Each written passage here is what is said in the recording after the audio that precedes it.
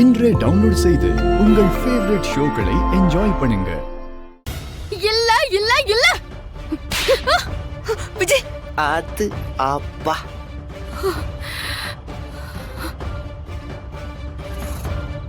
என்ன இப்படி அடிக்கிறா? எப்படி எப்படி எப்படி நீ ஏன் குடும்பத்தை தொடுறியா? ஏன் தங்கச்சி கல்யாணத்தை நிறுத்துறேன்னு ஏன் கிட்டே சொல்ற? நீ பார்த்தல, என் தங்கச்சி கல்யாணம் மாமா வள்ளிமான்னு எல்லாரோட ஆசீர்வாதத்தோட ரொம்ப நல்லபடியா அழகா நடந்திருக்கு. பிருந்தா சொன்ன மாதிரியே கார்த்தியை கல்யாணம் பண்ணிக்கிட்டான்.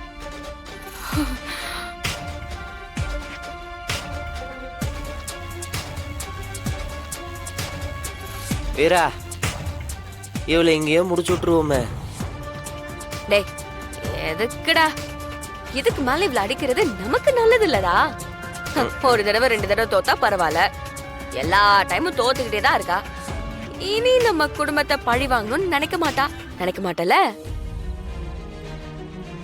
இல்ல நான் அப்படிதான் வருவேன் அப்படின்னு அந்த மாதிரி வா, அப்ப பாத்துக்கலாம்.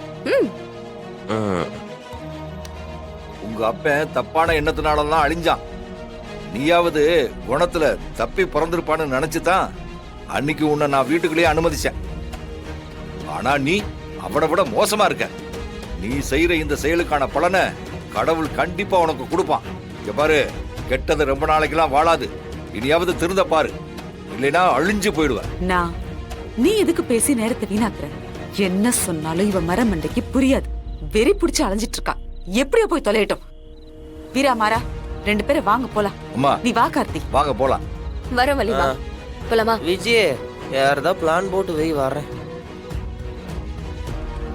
டேய், நீங்க கிளம்புடா, போய் வேலையை பாருங்க. இவ கூப்பிட்டாலாம் வராதீங்கடா. வாங்க வாங்க வலியம்மா, வா. இவ கண்ணுல பட்டாலே பாவம். வாங்க சீக்கிரம்.